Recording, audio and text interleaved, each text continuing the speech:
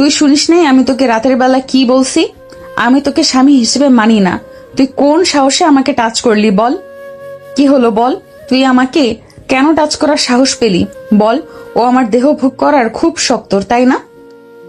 আমি কিছু বলতে যাব এমন সময় আমার মুখ থেকে কথা কেড়ে নিয়ে বলল, আয়, আজ তোকে এটাও দিয়ে দিব। বলে শরীর থেকে কাপড় ফেলে দিয়ে বলল, আয়, সব নিয়ে নে, আয় আয়। এই বলে কান্না করতে লাগলো, যা দেখে নিজের কাছে নিজেকে খুব ছোট মনে হলো। ম্যাম চোখ বুজে কান্না করতে লাগলো।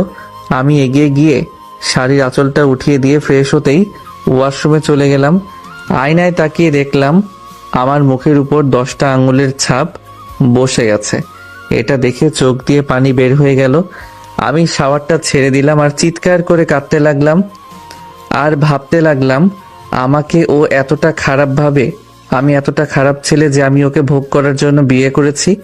তারপর ঠিক করলাম আমি ওকে কোনোদিন টাচ করব না। আমি ওকে খুব শীঘ্রই মুক্তি দিয়ে দিব। আমি তো জাস্ট কয়টা কিস করছি, তার জন্য আমার সাথে এমন ব্যবহার করবে ভাবতে পারি নাই। আমি তো ওর স্বামী হই, ওর উপর তো আমার সব অধিকার আছে। আর ভাবতে পারছি না, শুধু নিজের উপর নিজের ঘৃণা হচ্ছে। আমি খুব খারাপ, তাই না? একদিন দেখবেন এই খারাপ ছেলেকে পাওয়ার জন্য আপনি পাগল হয়ে যাবেন। একটু কথা বলার জন্য সারাদিন ওয়েট করবেন, কিন্তু আফসোস সেদিন আপনি আমাকে আর পাবেন না। এই ভাবতে ভাবতে গোসল করে বের হলাম। দেখলাম নিশু মানে ম্যাডাম এখনো কান্না করতেছে। আমি চেঞ্জ করে ম্যাডামের কাছে গেলাম, তারপর তাকে ডাকলাম, কিন্তু সে উত্তর দিল না, বরং আমার উপর চিল্লিয়ে বলল, যা তুই এখান থেকে।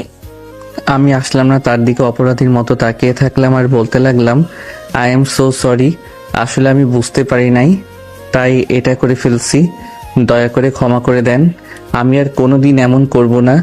আসলে আমি নিজের উপর কন্ট্রোল হারিয়ে ফেলছিলাম, তাই এমন হয়ে গেছে। জানি না কেন এমন হলো, তবে হ্যাঁ, আমি আপনাকে অনেক ভালোবাসি, তো তাই ভাবলাম আপনি হয়তো কিছু বলবেন না, তাই ভুল করে কিস করে ফেলছি। Please forgive me. আমি আর কোনো দিন আপনাকে টাচ করব না। তাও প্লিজ আপনি আর কান্না করবেন না, আর দয়া করে এই মন খারাপ করে বাইরে যাবেন না। তাইলে সবাই ভাববে আমার সাথে আপনার কিছু হয়েছে। আর আপনার বিষয়টা নিয়ে এমনি আব্বু আম্মু আমার উপরে রেগে আছে, তাই দয়া করে যা হয়েছে ভুলে যান। আমি আপনার কাছে হাত জোর করছি। এইসব কথা শুনে ম্যাডাম একটু অবাকই হয়েছে। বেশি অবাক হয়েছে আমি যে তাকে ভালোবাসি এই কথাটা শুনে। তারপর আপু ডাক দিতেই আমি স্বাভাবিকভাবে দরজা খুলে দিলাম, আর আপু বলল, নিশুকে নিয়ে বাইরে আয়, সবাই নাস্তা করার জন্য অপেক্ষা করতেছে। আমি ম্যাডামকে নিয়ে বাইরে গেলাম। সবাই নাস্তা শেষ করে কাজ করতে লাগলো। আমিও রুমে আসলাম, একটু শুয়ে শুয়ে ফেসবুকে ঢুকলাম। এমন সময় ম্যাডাম রুমে আসলো। রুমে এসে ভাবতে লাগলো, আমি কোনোদিন কোনো ছেলেকে ভালোবাসবো না। ছেলেরা কোনোদিন কাউকে ভালোবাসতে জানে না, শুধু কষ্ট দিতে জানে। আর তোর মতো লুচ্চাকে তো কোনোদিন ভালোবাসবো না। আমি ছেলেদের ঘৃণা করি, আর তোকে তো সবচাইতে বেশি। একমাত্র তোর জন্য আজ আমাকে বিয়ে করতে হয়েছে। আর মা আমাকে এত বাজে কথা বলছে। আমি শুধু প্রতিশোধের জন্য তোকে বিয়ে করেছি, আর তুই তো আমাকে ভালোবাসিস। এবার খেলা জমবে। তোকে আমি এত কষ্ট দিব যে তুই ভাবতেও পারবি না। এইসব ভাবতেছিল ম্যাডাম। এমন সময় ভাবি আসলো। রুমে এসে আমাকে দেখে একটা ভিলেন মার্কা হাসি দিয়ে বলল, কি দেবর সাহেব, বিয়ে করে কি বউকে শুধু নিজের কাছেই রাখবে নাকি আমাদের কাছে একটু দেবে? নিয়ে যান তো, আপনারাই বেশিক্ষণ রাখেই গা। আমার এই বাল মার্কা পেতনি বউ লাগবে না। আটা ময়দা নিয়ে দেখেন না, সুন্দরী হয়েছে। আমার লাগবে না, এ আটা সুন্দরীকে আপনারাই নিয়ে যান। এই কথা বলে আমি হাসতে লাগলাম। আমি চোখে তাকিয়ে দেখি ম্যাডাম আমার দিকে যেভাবে তাকিয়ে আছে, তাতে আমাকে যেন আস্ত খেয়ে ফেলবে। কি সুন্দর না? হ্যাঁ, আমার জায়ের নামে তুই একটা বাজে কথা বলে দেখ, তারপর দেখ আমি তোকে কি করি। আমার যা অনেক সুন্দরী। হ্যাঁ, এত সুন্দরী যে তার কাছে প্রিন্সেস ডায়নাও হার মানবে। এইটা ঠিক না। আজ এক আসতে না আসতেই তুমি ওর দিকে কথা বলতেছো। ভাবি এটা ঠিক না, এটা জাতি মেনে নিবে না। আমার কথা শুনে ভাবি হাসতে লাগলো। এমন সময় ম্যাডাম আমাকে শুনিয়ে শুনিয়ে বলতে লাগলো, ভাবি নিজের যে কত হ্যান্ডসাম তা তো দেখতেই পাচ্ছি, একদম হিরো আলমের মতো। আর আমাকে কি বলে? এই বলে মুখ ভেঙিয়ে ভাবি আর ম্যাডাম চলে গেল। এমন সময় দেখি পল্লব ফোন দিছে। আমি ফোনটা ধরতেই বলতে লাগলো, মামা, আজ তো তুমি বড় হয়ে গেছো, সারা রাত মধু খাইছো, আর কি আমাদের কথা মনে থাকে? শালা, মধু খাইছি কি কি করছি শুনলে তুই ছাদ থেকে লাফ দিয়ে ওপারে চলে যেতে চাইবি। যাই হোক, কখন আসবি তাই বল। তুমি আগে কও সারা রাত কি করছো, তারপর বলছি। সারা রাত মুড়ি খাইছি শালা, তোকে 2 ঘন্টা সময় দিলাম। এর মধ্যে তোকে নাই পাইলে আন্টিকে কল করে নাইমার বিষয়ে সব কইয়া দিব। এই বলে কল কেটে দিয়ে একটু ঘুমাতে গেছি। এমন সময় ম্যাডামের বাড়ি থেকে সবাই চলে আসলো। সবার সাথে ম্যাডাম ওদের পরিচয় করে দিতে লাগলো। এমন সময় পল্লব আর রাতুল চলে আসলো। এসে আমার কাছে চলে আসলো। এসেই, মামা আজকে কেমন খেললা? তুই দেখছিস না, নাহিদ ক্লান্ত, সারা রাত খেলে খেলে ক্লান্ত হয়ে গেছে। শালা, সারা রাত খেলেছি কিন্তু বউয়ের সাথে না, মশার সাথে। সারা রাত মহারানী ঘুমাইছে আর আমি মশার সাথে ফুটবল খেলেছি। আমার কথা শুনে তো রাতুল আর পল্লব হাসতে হাসতে শেষ। মামা বুঝেছি। আর মামা, আজকে না আমি নাইমের সাথে দেখা করব, তাই আমি আজকে যেতে পারবো না। আর মামা আমিও আজকে ডেটে যাব নীলার সাথে। ঠিক আছে দোস্ত, কোনো সমস্যা নাই, যাও খাবার খেয়ে যাস। আর খুব তাড়াতাড়ি ক্যাম্পাসে আমি আসতেছি, দেখা হচ্ছে খুব শীঘ্রই। ঠিক আছে মামা। এই বলে রাতুল আর পল্লব চলে গেল। এইদিকে বিকেল হয়ে গেছে, তাই আমি সবার সাথে নিশুদের বাড়ির সবাই চেয়ে খাওয়ালাম। তারপর ভাই আমাকে রেডি হতে বলল। গিয়ে দেখলাম ভাবি আর ছোট আব্বু ম্যাডামকে সাজাচ্ছে। এরপর আমাকে আর ম্যাডামকে নিয়ে ম্যাডামের বাড়ির লোকজন বের হয়ে গেল। আমার আর ম্যাডাম একটা গাড়িতে দিল আর সাথে দিল ম্যাডামের মামাতো বোন অধরাকে। আমার খুব ভয় লাগছিল, কারণ আজকে আমার সাথে কেউ যায় নাই। ভাবতে লাগলাম, নাহিদ আজকে তুই শেষ। তোর বাড়িতে থেকে তোর সাথে কেমন করে, আর এ তো ওদের বাসায় তোকে নিয়ে যাচ্ছে। দেখবি আজ রাতে তোকে মেরে মাটির নিচে চাপা দিয়ে দিবে। এই ভেবে গাড়িতে উঠলাম। গাড়ি আসতেই বাড়ির মধ্যে থেকে সবাই বাইরে চলে আসলো। ম্যাডামের আম্মু এসে আমাকে বাড়ির ভিতরে নিয়ে গেল আর আমাকে নিয়ে সবাই ব্যস্ত হয়ে গেল। এই দেখে ম্যাডামের হিংসের মরে যাচ্ছে আর গোখরা সাপের মতো ফুলতে লাগলো। এমন সময় বলে উঠল, খুব ভালো, পরের ছেলেকে পেয়ে নিজের মেয়েকে ভুলে গেলে। সবাই ওকে নিয়ে যাচ্ছ আর আমাকে কেউ কিছুই বলছো না। এরপর নিশু ম্যাডাম আর আমাকে ভিতরে নিয়ে গিয়ে দুইজনকে পাশাপাশি বসিয়ে একটা চামচ দিয়ে চিনি আর একটা দুধ নিয়ে এসে আমাকে আর তাকে খাওয়ানো হলো। এরপর ম্যাডামের আম্মু ম্যাডামকে তার রুমে আমাকে নিয়ে যেতে বলল। ম্যাডাম আমাকে তার রুমে নিয়ে গেল। রুমে যাওয়ার পর ম্যাডাম কেবলই ফ্রেশ হইতে যাচ্ছে। দরজা পর্যন্ত যেতেই আমি পিছন থেকে গায়ে হাত দিলাম। ম্যাডাম পিছনে তাকাতেই আমায় ওর পাশ দিয়ে ভিতরে ঢুকে গেলাম আর ভিতর থেকে লক করে দিলাম। এটা দেখে ম্যাডাম রেগে গেছে। আমি আরো রাগানোর জন্য বলে ফেললাম, ও বউ, আমি আগে ফ্রেশ হয়ে বের হই, তারপর তুমি ফ্রেশ হইও কেমন? এটা বলতেই ম্যাডাম যেন তেলে বেগুনে জ্বলে উঠল আর বলতে লাগলো, কি বললি তুই? আবার বল। বললাম, তুমি আমার সোনা বউ, লক্ষ্মী বউ, আমার জানু বউ। এটা বলে হাসতে লাগলাম। তখন ম্যাডাম বলে উঠল, আমাকে কোনো দিন আর এসব বলবি না। আমি তোর বউ না, আমি তোকে স্বামী হিসেবে মানি না, কোনোদিন মানবো না। তোর মতো লুচ্চাকে স্বামী মানার আগে নিজেই গলায় দড়ি দিয়ে আত্মহত্যা করব। আর তুই বের হয়ে দেখ আমি তোকে আজকে কি করি। এটা শুনে আমার মন খারাপ হয়ে গেল। একটা মিথ্যা হাসি দিয়ে বললাম, দেখা যাবে। এই তো শুধু ওকে দেখানোর জন্য বললাম, কিন্তু আমার চোখ দিয়ে পানি বের হয়ে গেল। মনে মনে বললাম, আমি লুচু না, আমি শুধু তোমাকেই ভালোবাসি আর এতদিন যা করেছি তোমার ভালোর জন্যই করেছি। আমি জানতাম না যে আমার বাবার বন্ধু আমাদের প্রিন্সিপাল। জানলে কখনোই এটা করতাম না। আর আগের কথা আমি ইচ্ছা করে করি নাই, আর তুমিও তো কম কিছু করো নাই আমার সাথে। আমি কোনো দোষ না করেও গণপিটুনি খেয়েছি, আর সেটা তুমি আমাকে ইচ্ছা করে খাওয়াইছো। আমি সব ভুলে গেছি, কিন্তু তুমি কেন ভুলতে পারছো না বলো? এরপর মুখে একটু পানি দিয়ে ফ্রেশ হয়ে বাইরে এলাম। তারপর ম্যাডাম ভিতরে গেল। আমি কিছু না বলে ওর বেডের উপর শুয়ে পড়লাম আর সব কিছু ভাবতে লাগলাম। আগের দিনগুলা কতই না ভালো ছিল। সারাদিন আড্ডা, ক্লাস করা আর বাড়িতে থাকা। কেন যে তার পিছনে লাগতে গেলাম, যার জন্য এত কষ্ট পেতে হচ্ছে। এমন সময় ম্যাডাম ফ্রেশ হয়ে বাইরে আসলো। এসেই তার চোখ কপালে উঠে গেল। আমাকে ওর বেডে দেখে অগ্নি দৃষ্টিতে আমার দিকে তাকিয়ে বলতে লাগলো, তোর সাহস কত? তুই আমার বেডে কেন শুয়েছিলি বল? তাই কি হয়েছে শুনি? তোমার বেড মানেই তো আমার বেড। কিসের? তোকে কি আমি আমার স্বামী মানি নাকি যে আমার তা তোর সব হবে? ও ঠিক আছে, আমি বুঝতে পারি নাই। তুই আগে বল, তুই কেন আমার বেডে শুইলি?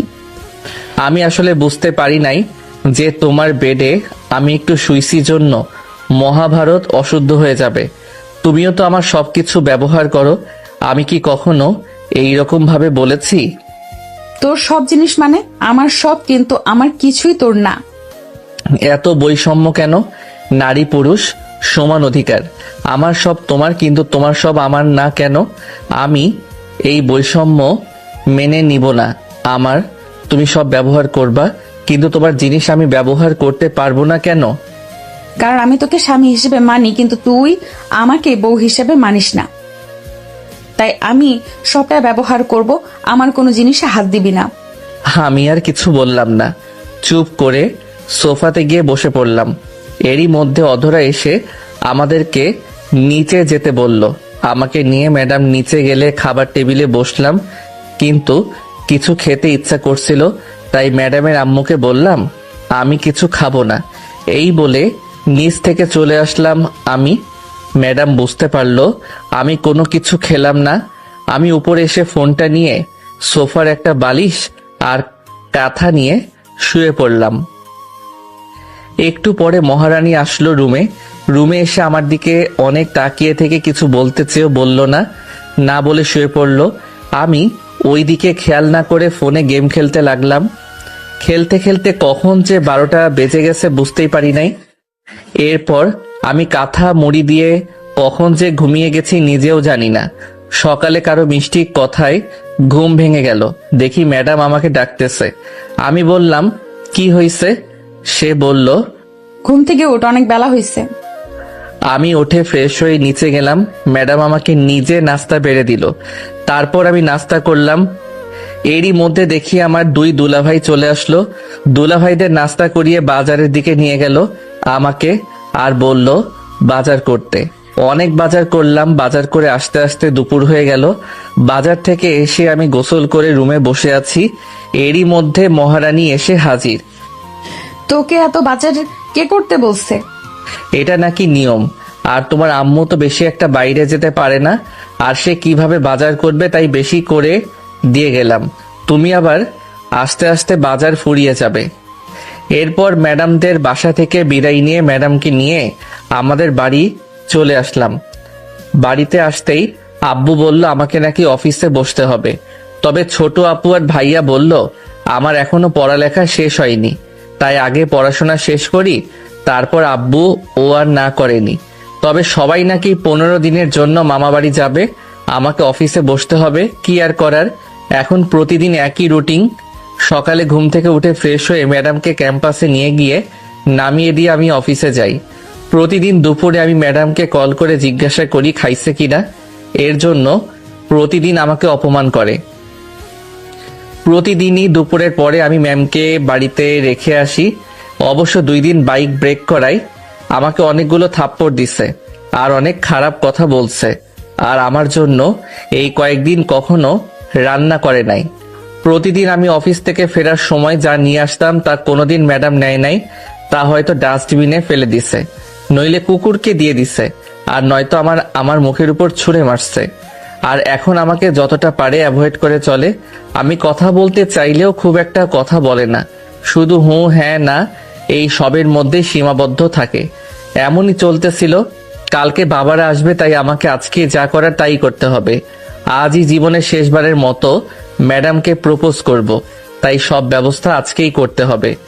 প্রতিদিনের মতো আজকেও সকালে ঘুম থেকে উঠে ফ্রেশ হয়ে বাইরে থেকে নাস্তা করে এসে দেখি ম্যাডাম রেডি হয়ে নাস্তা করতেছে। আমি দেখেও না দেখার ভান করে রুমে চলে গেলাম। রুমে এসে আমিও রেডি হলাম অফিসে যাওয়ার জন্য। রেডি হয়ে আমি বাইরে এসে বাইকটা বের করে হর্ন বাজালাম। হর্নের শব্দ শুনে ম্যাডাম বাইরে আসলো। বাইরে এসে আমার বাইকের পিছনে বসলো। আমি আমার হাত থেকে হেলমেটটা ম্যাডামকে দিয়ে মাথায় পড়তে বললাম। ম্যাডাম আমার থেকে নিয়ে বলতে লাগলো, আমি কেন এটা পরবো? কোনো কারণ ছাড়াই পড়েন, এটা পড়তে আপনার কোনো অসুবিধা হবে না। আমি শুধু শুধু এটা পরবো না, আমার হেলমেট পরতে ভালো লাগে না। আপনার ভালো লাগুক আর নাই বা লাগুক, এতে আমার কি? আপনাকে পড়তে বলছি, পড়েন। আমাকে আদেশ করার তুই কে? হ্যাঁ, ও হ্যাঁ, আমি তো কেউ হই না, কিছু হওয়া লাগবে না, তাও এটা পড়তে হবে। আমি পরবো না, তুই চল, আমার দেরি হয়ে যাচ্ছে। দয়া করে এটা পড়ে নেন, তাই আমি বাইক স্টার্ট করতে পারি। এটা কেন পড়তে বলছিস আমাকে? আমি তো দেখি এটা সব সময় যে বাইক চালায় সে পরে, তাহলে তুই না পড়ে আমাকে পড়তে বলতেছিস কেন? এমনি পড়তে বলতেছি, কোনো কারণ নাই। কারণটা বললেই আমি পড়বো। ঠিক আছে, শুনেন তাইলে। আসলে আমার তো ব্রেক করা নিষেধ, আর আমিও আস্তে আস্তে গাড়ি চালাই না, তাই যে কোনো সময় অ্যাক্সিডেন্ট করতে পারি। অ্যাক্সিডেন্ট করলে আমার জন্য কারো কিছু হবে না এমন কেউ নেই। আমার শুধু একজনই আছে, আর সে হলো আমার আপু। আর আমি চাই না আমার জন্য আপনার কিছু হোক। আমার জন্য আপনার কিছু হলে আম্মু আর আব্বুকে যে আমাকে কি করবে তা আমি নিজেই জানি না। আর আমি মরে গেলে হয়তো আপনার কিছু হবে না, কিন্তু আপনি মরে গেলে আমি বাঁচতে পারবো না। এই জন্যই আপনাকে হেলমেট পরতে বলছি। ম্যাডাম এক প্রকার অবাকি হয়ে হেলমেটটা পরে নিল। তারপর আমি ম্যাডামকে ক্যাম্পাসে নামিয়ে দিয়ে অফিসের জন্য চলে গেলাম। ম্যাডাম নিজের কক্ষে গিয়ে বসে ভাবতে লাগলো আমার বলা কথাগুলো। ভাবতে ভাবতে নিজে হাসি দিয়ে উঠল। এরপর নিজেকে বলতেছে, আমি নাহিদকে নিয়ে এত ভাবছি কেন? ওকে আমি সহ্য করতে পারি না, আমি ওকে ভালোবাসি না, আমি তাইলে ওকে নিয়ে ভাবতেছি কেন? তাহলে কি আমি নাহিদের প্রেমে? না, কখনোই না, কোনোদিন এটা সম্ভব না। আমি নাহিদকে ভালোবাসি না, ওকে আমি ঘৃণা করি। ওর জন্য আজকে আমার এই অবস্থা। কোনোদিনও আমি ওকে ভালোবাসতে পারবো না। এইসব কথা ভাবতেছে। অন্যদিকে আমি প্ল্যান করছি আজকে কিভাবে কি কাজ করা যায়। সব কিছুর প্ল্যান করা হয়ে গেল। আমি জানি কি হতে যাচ্ছে, তাও তো চেষ্টা করি যদি আমার ভাবনা মিথ্যা হয়। এইদিকে আমি তাড়াতাড়ি কাজ করতে লাগলাম। কাজ করতে করতে কখন যে একটা বেজে গেছে খেয়ালই করি নাই। একটার অ্যালার্ম শুনে ফোনটা হাতে নিয়ে নিশুর নাম্বারে ডায়াল করলাম। রিং হওয়ার একটু পর কলটা নিশু ধরলো। হ্যালো, কি করো? কি করে তুই জানিস না? আর তোকে না বারণ করেছি আমাকে কল করতে, তাও কেন করছিস? তোর কি লজ্জা নাই? কেন কল করি সেটা আপনি কোনো দিনও বুঝবেন না। আপনার সেই ক্ষমতা আল্লাহ তাআলা দেয় নাই। আর হ্যাঁ, আমি বেহায়া। নিজের বউয়ের কাছে যদি কল দেওয়া যদি বেহায়ার মতো হয়, তবে আজকের পর আর কল দিব না। শুধু কল করি কি জন্য জানেন? আপনার একটু কণ্ঠ শোনার জন্য, আর একটু কেয়ার করার জন্য যে ঠিক মতো খাওয়া দাওয়া করতেছেন কিনা। ব্যাস। যাই হোক, খাবারটা খেয়ে নিয়েন, এই জন্যই কল করছিলাম। এই বলে কলটা কেটে দিলাম। আর ভাবতে লাগলাম যে আমাকে চায় না তাকে নিয়ে আমি কেন পড়ে আছি। আমিও একজন ছেলে মানুষ, আমারও একটা মন আছে। আমি কেন ওর জন্য এত কষ্ট পাচ্ছি? খালি কি ওর সাথে আমি কিছু করছি, ও আমার সাথে কিছু করে নাই? আজকেই শেষ ওকে ডিস্টার্ব করা। যদি আমার প্রপোজাল ও গ্রহণ করে তো এমন থাকবে, নইলে আমিও আর ওকে কোনো সময় ডিস্টার্ব করব না। ওর মতো ও থাকবে আর আমার মতো আমি থাকবো। এই ভাবতে ভাবতে আমি অফিস থেকে বের হয়ে গেলাম। অন্যদিকে নিশু সব সময় অবাকই হচ্ছে, এখন ভাবতেছে নাহিদ তো ঠিকই বলেছে, বউকে কল করলে কি কেউ বেহায়া হয় নাকি? আর আমি তো এখন ওর সম্পদ, ওর ইচ্ছা যাই তাইও করতে পারে। ও হ্যাঁ, আমি ওকে অধিকার দিইনি, সেজন্য হয়তো কিছু করছে না। যাই হোক, এইসব ভাবা বাদ দিয়ে ম্যাডাম নিজের কাজে মন দিল, কারণ তার একটু কাজ বাকি ছিল। আমি ম্যানেজার সাহেবকে সব বলে দিয়ে আসলাম যে আজকে আমি আর অফিসে আসবো না। আমি ম্যাডামকে বাসায় নামিয়ে দিয়ে সোজা বাজারে গিয়ে অনেক বাজার করলাম। বাজার করে ম্যাডামদের বাড়ির দিকে চলে গেলাম। বাড়িতে গিয়ে নক করতেই ম্যাডামের আম্মু মানে আমার শাশুড়ি এসে দরজা খুলে দিল আর অবাক হয়ে তাকিয়ে থাকলো। আমি গিয়ে সালাম করলাম। আমাকে বলল, বেঁচে থাক বাবা। কেমন আছেন মা? আমার আর থাকা রে বাবা, বুড়ো হয়ে গেছি, এখন কি আর ভালো থাকা যায়? তাও বাবা ভালোই আছি। তুমি আর আমার মেয়ে কেমন আছো? নিশুকে নিয়ে আসলা না কেন? আলহামদুলিল্লাহ ভালো আছি। আর আপনার মেয়েও ভালো আছে নিশু, ওর কাজে অনেক ব্যস্ত আছে তাই আসলো না। এইগুলা ভিতরে নিয়ে যান। যে বাজারগুলো করছিলাম সেইগুলোকে উদ্দেশ্য করে বললাম, তুমি কি বাইরেই থাকবা নাকি ভিতরে আসবা? আমি ভিতরে যেতেই নিশুর আম্মু আমাকে নিশুর রুমে নিয়ে গিয়ে বসতে দিল আর ফ্রেশ হতে বলল। আমি ফ্রেশ হতে গেলাম। ফ্রেশ হয়ে এসে দেখি নিশুর আম্মু আমাকে আমার জন্য নাস্তা নিয়ে বসে আছে। আমি হালকা কিছু নাস্তা করলাম। নাস্তা করে নিশুর রুমটাকে ভালো করে দেখতে দেখতে একটা ডায়েরি পেলাম, যেটাতে শুধু নিশুর বাবা সম্পর্কে লেখা। বুঝলাম নিশু কেন ছেলে মানুষকে সহ্য করতে পারে না। আরো পেলাম নিশু কি কি পছন্দ করে, কোন রং প্রিয়, ইত্যাদি ইত্যাদি। এই সব দেখতে দেখতে কখন যে ঘুমিয়ে গেছি মনেই নাই। নিশুর আম্মুর ডাক শুনে ঘুম ভেঙে গেল। আমাকে ফ্রেশ হতে বলে নিশুর আম্মু নিচে চলে গেল। আমি ফ্রেশ হয়ে নিচে আসতেই অবাক, কারণ টেবিল ভরা অনেক পিঠা, পায়েস আরো অনেক কিছু। আমি হালকা কিছু খেয়ে বের হলাম বাড়ির উদ্দেশ্যে। বাজারে গিয়ে অনেকগুলা লাল গোলাপ কিনলাম। এছাড়া প্রতিদিনের মতো আইসক্রিম আর গোলাপ ফুলও নিয়ে গেলাম, যাতে নিশু বুঝতে না পারে তাকে আমি আজ প্রপোজ করব। আজকে যা হবে মেনে নেওয়ার জন্য তৈরি ছিলাম। হ্যাঁ বললে ভালো, আর না বললে কি করব তা ভেবেই নিছিলাম। এক কথায় দুইভাবেই প্ল্যান করে রাখছিলাম। আর আজকে মনকে বুঝিয়ে দিছিলাম যে আজকে কোনো মতেই কান্না করা যাবে না। আজকে আমি হাসি মুখে কথা বলবো। আমি বুদ্ধি করে অন্য ব্যাগে বেশি গোলাপ ফুল নিলাম আর এমন ভাবে প্যাকিং করলাম যাতে নিশু কিছু বুঝতে না পারে। এরপর আমি ওর জন্য একটা ডায়মন্ডের রিং নিলাম। যদি হ্যাঁ বলে তো ওকে পরিয়ে দিব। এই সব নিয়ে বাইকে উঠলাম, উদ্দেশ্য বাড়ি আসা। ইতিমধ্যেই আমি বাড়িতে চলে আসলাম। এসে বাইকটা বাড়ির ভিতরের একটা রুমে রেখে দরজার সামনে গিয়ে নক করলাম। আমার হার্টবিট ধীরে ধীরে বাড়তে লাগলো।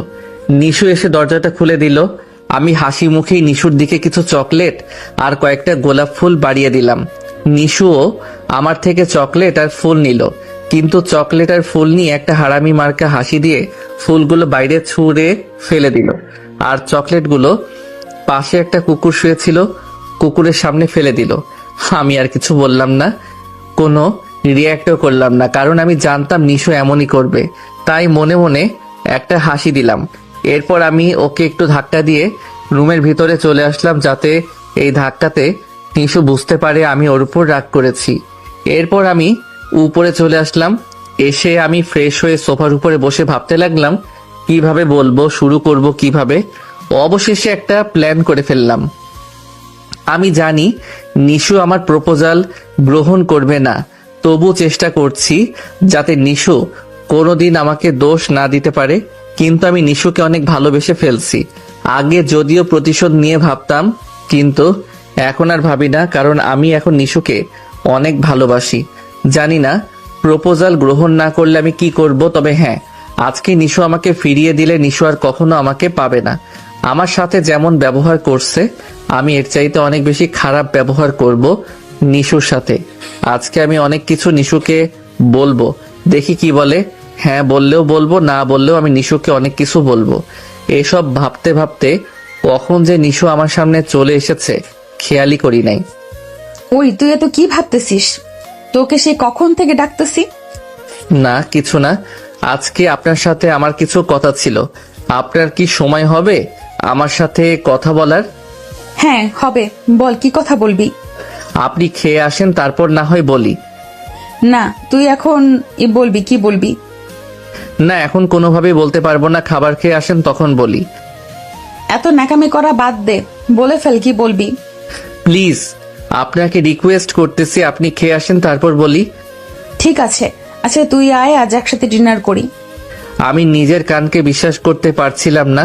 আমি অনেকটা অবাক হয়ে নিজেই নিজের গায়ে চিমটি কেটে পরীক্ষা করলাম যে আমি স্বপ্ন দেখছি কিনা। না, স্বপ্ন দেখছি না, বাস্তব। কারণ আমার ব্যথাই লাগছিল। মনে মনে একটু খুশি হলাম এই ভেবে যে নিশু আমাকে নিয়ে ভাবে, হয়তো ওর মনে আমার জন্য একটু জায়গা হয়েছে। কিন্তু আমার ধারণাটা ভুল ছিল, আমার ভাবনাও ভুল ছিল। না, আমি ডিনার করে আসছি আপনার বাড়ি থেকে। মানে বুঝলাম না। মানে হলো আমি আমার শ্বশুর বাড়ি থেকে নাস্তা ডিনার করে আসছি। তুই আমার বাড়িতে কেন গিয়েছিলি তাই বল। আমার শ্বশুর বাড়ি আমি যখন ইচ্ছা যেতে পারি। না, পারিস না। তোর ইচ্ছা হলেই তুই যেতে পারিস না। কেন গিয়েছিলি তাই বল। কেন আবার গিয়েছিলাম? আপনার আম্মু মানে আমার শাশুড়িকে দেখতে গিয়েছিলাম, আর তাকে সেই কবে বাজার করে দিয়ে আসছি, তাই খবরও নিয়ে আসলাম আর অনেক বাজারও করে দিয়ে আসলাম। একটু খুশি হয়ে বলল, ধন্যবাদ, তোকে কিন্তু আমাকে নিয়ে গেলেই পারতি। আপনি তো আমার সাথে বের হতে চান না, তাই আর আপনাকে ডাকি নাই। যান, খেয়ে আসেন। আপনার আম্মু আমাকে যা খাওয়াইছে তাতে আমার আর 1 সপ্তাহ খাওয়া লাগবে না। ঠিক আছে, যাচ্ছি। এই বলে নিশু ডিনার করতে চলে গেল। আমি ভাবতে লাগলাম কিভাবে কি করা যায়, আর এদিকে নিশু ভাবতেছে খেতে খেতে, নাহিদ কেন আমার আম্মুর উপর খেয়াল রাখে? আমাকে হয়তো ভালোবাসে, তাই হয়তো আমার আম্মুর খেয়াল রাখে। আমি কেন ওকে নিয়ে এত ভাবছি? তাহলে কি আমি তাকে ভালোবাসি? না না, আমি নাহিদকে ভালোবাসি না, আর কোনোদিন বাসবো না। নিশু এসব ভাবতে লাগলো। নিশু খাবার খেয়ে চলে আসলো, এসে বলতে শুরু করলো, বল, কি বলবি? আমি বলতে লাগলাম, ঠিক আছে আমি বলতেছি। আমি পাশে থাকা অনেকগুলো গোলাপ ফুলগুলো নিশুর হাতে দিয়ে আমি হাঁটু গেড়ে বসে ডায়মন্ডের রিংটা নিশুর দিকে বাড়িয়ে দিয়ে বলতে লাগলাম, জানি না আমার কি হয়েছে, তবে তুমি আমার ভাবনায় সারাক্ষণ থাকো। তুমি ছাড়া নিজেকে অনেক একা মনে হয়। তোমাকে না দেখতে পেলে আমার বুকের ভিতরে ভূমিকম্প শুরু হয়ে যায়, আমার মধ্যে অস্থিরতা কাজ করে। তারপর তোমার একটু কথা শুনলে জানি না কেন আমার এত শান্তি লাগে। তুমি বিশ্বাস করবে কিনা জানি না, তোমাকে একটা বার দেখলে আমার কাছে 1000 বছরের কষ্টগুলাও আমি হাসি মুখে মেনে নিতে রাজি। তবে পৃথিবীর সবচেয়ে বড় সত্যি যে প্রত্যেক প্রাণীকে একদিন মৃত্যুবরণ করতেই হবে, তেমন আমার কাছে এটার পরে সবচেয়ে বড় সত্য, আমি তোমাকে ভালোবাসি, অনেক বেশি ভালোবাসি। যেমন এক আল্লাহ, মহানবী সাল্লাল্লাহু আলাইহি ওয়াসাল্লাম আল্লাহর সবচেয়ে প্রিয় মানুষ আর আল্লাহর রাসূল, তেমন আমার ভালোবাসাও সত্যি। সবচেয়ে শেষের কথা, আপনি কি আমাকে আপনি থেকে তুমি বলার অধিকার দিবে? এরপর নিশু যা করলো তা আমি আগেই জানতাম যে নিশু এটাই করবে। নিশু একটু অবাকই হলো, হয়তো নিশু এটার জন্য মোটেও প্রস্তুত ছিল না। নিশু আমার হাত থেকে যেই ফুলগুলো নিয়েছিল সেই ফুলগুলো নিশু নিচে ফেলে দিল। ফেলে দিয়ে নিশু নিজের পা দিয়ে পাড়াতে লাগলো। এরপর নিশু আমাকে কয়েকটা ঠাস ঠাস করে চড় মারলো। সত্যি বলতে আমাকে মারছে কিংবা আমার প্রপোজাল নিশু গ্রহণ করে নাই তাতে আমার একটু খারাপ লাগে নাই, কিন্তু পায়ের নিচে ফুলগুলো পিষিয়ে ফেললো তাই আমার অনেক কষ্ট হতে লাগলো। আমার চোখ দিয়ে পানি বের হয়ে গেল। আমার প্ল্যান এটা কোনোভাবেই ছিল না। আমি কি তাহলে এতটাই খারাপ যে আমার ফুলগুলাও নেওয়া যায় না? এমন সময় নিশু বলে উঠল, তুই কি ভেবেছিস তোর জন্য একটু রান্না করছি জন্য তোকে ভালোবাসতে শুরু করেছি, আর তুই আমার মাকে একটু সেবা করার নাটক করবি আর আমি সব ভুলে গিয়ে তোকে তোর প্রপোজাল গ্রহণ করে নিব? না, তা কখনোই সম্ভব না। তুই আমার কাগজে কলমের স্বামী মাত্র, আমি তোকে স্বামী হিসেবে মানি না আর কোনোদিন মানবও না। তুই একটা লুচ্চা, তোর মতো লুচ্চাকে ভালোবাসা যায় না, আর তোকে তো কখনো কোনো মেয়ে ভালোবাসবে না, আর আমি তোকে স্বামী হিসেবে মানি না, মানবও না। আমি এই কথা শুনে একটু হি হি করে হাসলাম। আমার হাসি দেখে নিশু অবাকই হলো একটু, কারণ কেউ প্রপোজাল গ্রহণ না করলে হয়তো কেউ এভাবে হাসে না, কিন্তু আমি তো সবার মতো না, আমি আমার মতো। আমি হাসি থামিয়ে যে রিংটা কিনেছিলাম নিশুর জন্য সেটা ছুঁড়ে ফেলে দিলাম বেডের দিকে। কোথায় গেল আমার চোখ পড়লো না। আমি রিংটা ফেলে দিয়ে বলতে লাগলাম, শুনেন মিস নিশু, আপনি আমার প্রপোজাল আজকে গ্রহণ না করে অনেক বড় একটা ভুল করলেন, কারণ আজকেই ছিল আমার জীবনে আপনাকে শেষবারের মতো প্রপোজ করা। আজকের পর আপনি আমাকে আর কোনোদিন পাবেন না। আজকের পর যদি আপনি আমাকে পেতেও চান তো আর পাবেন না, আমাকে কোনোদিন পাবেন না। আর ভালোবাসতে হলে একটা সুন্দর মন লাগে, ফ্রেশ একটা হৃদয় লাগে, যে আপনার নাই আর কোনোদিন হবে না। যদিও কখনো সেদিন দেখবেন কষ্ট, যদিও হয় কখনো সেদিন দেখবেন কষ্ট জিনিসটা কি, কষ্ট কাকে বলে। আর হ্যাঁ, আমি লুচ্চা। যদি কারোর ফ্যামিলির আমার জন্য সমস্যার মধ্যে পড়তে হয় আর আমাকে যদি একটা নাটক করে সেই সমস্যার সমাধান করতে হয়, তাহলে আমি অপরাধী। যদি ইচ্ছা না থাকা সত্ত্বেও ভুল ক্রমে ঘুমের ঘোরে কারো শরীরে স্পর্শ লেগে যায় তাহলে আমি লুচ্চা। যদি কোনো অপরাধ না করেও গণপিটানি খেতে হয় তাহলে আমি লুচ্চা। যদি অসুস্থ শরীর নিয়ে কাউকে সাহায্য করতে যাওয়া লুচ্চামি হয় তো আমি লুচ্চা। আর আজ থেকে আপনি মুক্ত। আর আমি যত তাড়াতাড়ি পারি আপনাকে এই মিথ্যা বাঁধন থেকে মুক্ত করে দিব। আর আপনাকে এই কয়দিন ডিস্টার্ব করার জন্য আমি সত্যি অনেক দুঃখিত। আর কখনো আপনাকে ডিস্টার্ব করব না। এত কিছু নিশুকে একটানা বলে দিছি, এটা বলতে বলতে আমার চোখ দিয়ে পানি বের হচ্ছে।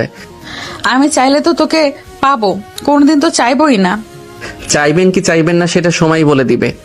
হ্যাঁ, দেখা যাবে। আর মুক্ত করে দিবি মানে বুঝলাম না। মুক্ত করে দিব মানে আপনাকে আমি ডিভোর্স দিয়ে দিব অতি শীঘ্রই। আমার এই কথা শুনে নিশু চুপ হয়ে গেছে, কারণ কোনো মেয়েই ডিভোর্স শব্দটা শুনতে পারে না, সেই রকম নিশুও পারল না। তারপর আমি রুম থেকে ছাদে গিয়ে ছাদের দরজাটা বন্ধ করে দিয়ে এক কোণায় বসে পড়লাম। খুব কান্না পাচ্ছিল, তাই মন ভরে কান্না করলাম। জানি না কখন ঘুমিয়ে পড়লাম ছাদে। সকালে সূর্যের রোদের আলো চোখে লাগার কারণে ঘুমটা ভেঙে গেল। চোখ খুলে বুঝলাম আমি ছাদেই ছিলাম সারা রাত। তখন রাতে ঘটে যাওয়া সব কথা মনে পড়তে লাগলো। একটু মিথ্যা হাসি দিয়ে বাইরে চলে আসলাম। নিচে নেমে সোজা আমি আমার রুমে চলে গেলাম। গিয়ে যা দেখলাম তা আমি বিশ্বাস করতে পারছিলাম না। নিশু খাটের নিচে বসে খাটের পাশিতে মাথা দিয়ে শুয়ে আছে। দেখেই বুঝলাম রাতে খাবার খাই নাই। আর আজ থেকে না খেলেও আমার কিছু আসে যায় না, কারণ আমি আর আজ থেকে নিশুকে ভালোবাসবো না। যত তাড়াতাড়ি সম্ভব ওকে ভুলে গিয়ে ডিভোর্সটা দিয়ে দেই, তাতে নিশু তো খুশি হবে। এই যে মিস, আপনার ঘুম কি ভাঙবে না আজকে? আমি এই বলে নিশুকে ডাক দিলাম। আমার ডাক শুনে নিশু লাফিয়ে উঠল। নিশু চোখ খুলতে দেখলাম নিশুর চোখ লাল হয়ে গেছে। হয়তো সারা রাত আমার মতোই কেঁদেছে, কিন্তু ও কাঁদলে আর আমার কিছু আসে যাবে না। আমি ওকে ডাক দিয়েই ওয়াশরুমে চলে গেলাম ফ্রেশ হতে। ফ্রেশ হয়ে এসে রেডি হতে গেলাম। রেডি হয়ে এসে আমি বাইরে কিছু খেতে গেলাম। বাসার পাশেই ছোট একটা রেস্টুরেন্ট থাকায় বেশি দূরে যেতে হলো না। সামান্য কিছু খেয়ে রুমে আসলাম। এর মধ্যেই নিশু আমাকে বলতে লাগলো, খাবারটা খেয়ে নে। না ধন্যবাদ, আমার জন্য কাউকে কষ্ট করে রান্না করতে হবে না। এই বলে আমি বাইরে চলে আসলাম। এসে বাইকটা বাহির করে হর্ন দিতে লাগলাম। বাইকের হর্নের আওয়াজ শুনে নিশু বাইরে চলে আসলো। এসে আমায় বাইকের পিছনে দাঁড়িয়ে থাকলো। আমি ওর দিকে না তাকিয়ে হেলমেটটা দিলাম, ও হেলমেটটা মাথায় দিল আর পিছনে বসলো। কিছু সময় পর আমরা কলেজে চলে আসলাম। নিশু বাইক থেকে নেমে কিছু একটা বলতে চাচ্ছিল, কিন্তু তাকে পাত্তা না দিয়ে হেলমেটটা নিয়ে অমনি বাইকটা নিয়ে অফিসের দিকে চলে আসলাম। নিশু একটু অবাকই হলো, কারণ নিশু জানে আমি ওর সাথে কথা বলার জন্য পাগল ছিলাম। কিন্তু আজকেও বলতে চাইলো, কিন্তু আমি পাত্তা দিলাম না। অবাক হয়ে নিজের কেবিনে গিয়ে নিশু ভাবতে লাগলো কেন আমি কথা বললাম না। হঠাৎই কালকে রাতের কথা নিশুর মনে পড়লো যে নাহিদ তো আর নিশুর সাথে কোনো কথা বলবে না প্রয়োজন ছাড়া, আর নাহিদ তো তাকে খুব শীঘ্রই ডিভোর্স দিয়ে দিবে। এটা মনে পড়তেই নিশু বলতে লাগলো, যাক, কয়েকদিন পর থেকে আমি আবারও ফ্রি লাইফ পাবো, যেখানে যা ইচ্ছা করতে পারবো, থাকবে না কোনো বাধা। কিন্তু এটা ভাবতেই নিশুর মনে পড়লো তার মায়ের বলা কথাগুলো। নিশুর মা নিশুকে বলেছিল, বাঙালি নারীদের বিয়ে একবারই হয়, যত কষ্টই হোক না কেন সবই তাদের মানিয়ে নিতে হয়। এটা নিশুর মনে পড়তেই বুকের ভিতর ধকধক করতে লাগলো আর ভাবতে লাগলো, নাহিদ যদি তাকে ডিভোর্স দিয়ে দেয় তাহলে তাকে সমাজের লোক কেমন চোখে দেখবে? কেউ তাকে ভালো চোখে দেখবে না। সবাই তখন শেয়ালের মতো ছিঁড়ে খেতে চাইবে। না, এটা হতে পারে না। আমি পারবো না এসব সহ্য করতে। এইসব ভাবতে থাকে নিশু। নিশুর মনের মধ্যে এখন সবসময় একটা ভয় কাজ করছে। যদি সত্যি নাহিদ তাকে ডিভোর্স দেয় তাহলে যে তার কি হবে সে নিজেও জানে না। এই সব ভাবতে ভাবতে নিশুর ক্লাস নেওয়ার টাইম হয়ে গেল, তাই নিশু নিজের ক্লাস নিতে চলে গেল। এইদিকে আমি অফিসে এসে কোনোভাবেই কাজে মন বসাতে পারছি না। সব সময় শুধু নিশুর কথা মনে পড়ছে, একটুও কাজ করতে পারছি না। কি করলে আমি নিশুকে ভুলতে পারবো এটা ভাবতেছি, কিন্তু কিছুই মাথায় আসছে না। আমাকে নিশু নামের মেয়েকে ভুলে যেতে হবে। ও কখনো আমার হবে না, আর আমিও চেষ্টা করব না। আমি যত তাড়াতাড়ি নিশোকে ডিভোর্স দিয়ে দিব, আমাকে অনেক হার্টলেস হতে হবে। কোনোভাবেই নিশোর মায়া পড়লে চলবে না। আজ থেকে আমি আমার ভিতরে ইগো নামক জিনিসটা তৈরি করে ফেলবো। আজ থেকে আমি নিশু ইগনোর করা শুরু করব। এরপর সময় হলো, আমি বাইক নিয়ে ক্যাম্পাসে পৌঁছে গেলাম। পৌঁছে আমি দেখলাম নিশু অচেতনভাবে কি যেন ভাবতেছে। তাই আমি হর্ন বাজাতে লাগলাম। আমার হর্নের আওয়াজ শুনে নিশু লাফিয়ে উঠল, হয়তো ভাবনার মধ্য থেকে বের হয়ে আসলো। আমাকে দেখে একটা মিষ্টি হাসি দিল, যা দেখে আমি আবারও ফিদা হয়ে গেছি। কিন্তু আমি সেটা নিশুকে বুঝতে দিলাম না। ওকে দেখে আমার চেহারার এমন এক্সপ্রেশন করলাম যা দেখে নিশু বুঝতে পারে আমি ওকে দেখে বিরক্ত বোধ করছি। এরপর নিশু এসে বাইকের পিছনে বসলো। আমি দেখেও না দেখার ভান করে নিশুর দিকে না তাকিয়েই পিছনে হেলমেটটা এগিয়ে দিলাম। নিশু হেলমেটটা নিয়ে মাথায় পরে নিল। কিছুক্ষণের মধ্যেই আমরা বাসায় চলে আসলাম। বাসায় এসে নিশুকে নামিয়ে দিয়ে রুমে চলে গেলাম, কারণ আজকে মাথা ব্যথা করতেছে। তাই আজকে আর অফিসে যাব না। আর রাতে বেশি ঘুমাতেও পারি নাই, তাই একটু ঘুম আসবে এখন। রুমে গিয়ে দরজা খুলে আমি যা দেখলাম তা দেখার জন্য আমি মোটেও প্রস্তুত ছিলাম না। আমি দেখলাম নিশু কাপড় চেঞ্জ করতেছে। আমি দেখে চিৎকার করলাম, কিন্তু নিশুই কিছুই করলো না, আবার কিছু বললো না, শুধু একটু মুচকি হাসি দিল। এবার আমি অবাক না হয়ে পারলাম না, কারণ যে আমাকে একদম সহ্য করতে পারে না আর আমি আজ তার সবকিছু দেখে ফেললাম, তাও সে কিছুই বলল না। নিজের কাছেই খারাপ লাগতে লাগলো, কারণ যে আমার না, তার কোনো কিছু দেখার বা স্পর্শ করার অধিকার আমার নাই। তাই এবার আমি একটু রেগে গিয়ে বললাম, এই আপনি কি দরজা লক করে চেঞ্জ করতে পারেন না? দরজা লক করি নাই, তাই কি হয়েছে? তুমিও তো নক করো নাই, ডাইরেক্ট রুমে ঢুকে পড়েছো, এতে আমার দোষ কিসের? তুমি করে বলাতে অনেকখানি অবাক হয়ে বললাম, আই এম সো সরি। আমি ইচ্ছা করে সবকিছু দেখি নাই, ভুল করে রুমে ঢুকে পড়েছি, তাই সব দেখে ফেলেছি। এখানে সরি বলার কি আছে? তুমিই তো দেখছো, শুধু তো আমার, তাই তো দেখছো, আর তো কেউ দেখছে না। তোমার তো অধিকার আছে দেখার। আমি একটু অবাক হয়ে বললাম, মানে কিছু না। দেখেন, আমার এগুলোর অধিকার নাই, কারণ আপনি আমাকে এইগুলোর অধিকার কখনো দেন নাই। এটা অন্যের হক। অন্যের হক মানে? হ্যাঁ, এটা অন্যের হক, কারণ আর কিছুদিনের মধ্যেই আমার আর আপনার কোনো সম্পর্ক থাকছে না। আপনাকে মুক্তি দিয়ে দিচ্ছি, আপনাকে আমি ডিভোর্স দিচ্ছি। আমার কথা শুনে নিশু আকাশ থেকে মাটিতে পড়ল, কারণ আজকে নিশু যা ভাবছে তাই হচ্ছে। এটা শুনে তোতলাতে তোতলাতে বলল, কি ডিভোর্স?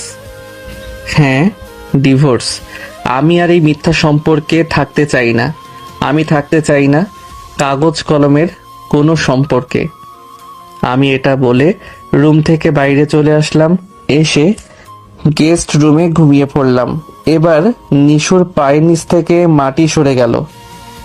নিশু যেটা ভেবেছিল সেটাই হচ্ছে। নিশু এবার কান্না করেই দিল। ভাবতে লাগলো, আমার কি তাহলে সবার মতো হবে? না, তা কখনোই হবে না। নাহিদ আমাকে ভালোবাসে, নাহিদ কোনোদিনও আমাকে ডিভোর্স দিবে না। নাহিদ আমাকে ভালোবাসে, তা আমি জানি, কিন্তু আমি যা করেছি নাহিদের সাথে, তার জন্য যদি নাহিদ আমাকে সত্যি সত্যি ডিভোর্স দিয়ে দেয়, না, এটা কোনোদিনও হবে না। আমাকে ডিভোর্স দিতে চাইলে আমি নিজেকে শেষ করে দিব, তাও অন্য সবার মতো আমি পারবো না সবার কথা শুনতে। এই ভাবছে আর অনেক কান্না করতেছে। সন্ধ্যার একটু আগে আমার ঘুম ভেঙে গেল। আমি ঘুম থেকে উঠে দেখলাম আম্মুরা বাসায় চলে আসছে। আমি একটু ফ্রেশ হয়ে আম্মুদের রুমে গেলাম। গিয়ে দেখি আম্মু শুয়ে আছে।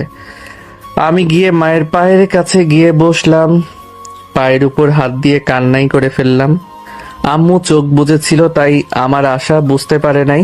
আমার চোখের পানি মায়ের পায়ে পড়তেই মা লাফিয়ে উঠল। উঠে দেখলো আমি এইভাবে আছি। আমাকে দেখে একটু কড়াভাবেই বলল, তুমি এখানে কেন? আর কি করছিস এখানে? কেন, আমি কি আসতে পারি না তোমার রুমে? আর কারণ ছাড়া কি আসতে পারি না? না পান না, কেন এসেছো সেটা বলো। তুমি কি এখনো আমার উপর রাগ করে আছো আম্মু?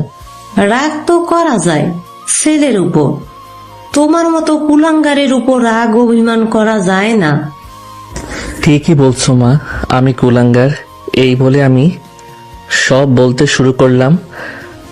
আম্মুকে সবকিছু শুনে আম্মু কেঁদেই ফেললো আমার কথা শুনে। আমাকে এসে জড়িয়ে ধরলো আম্মু।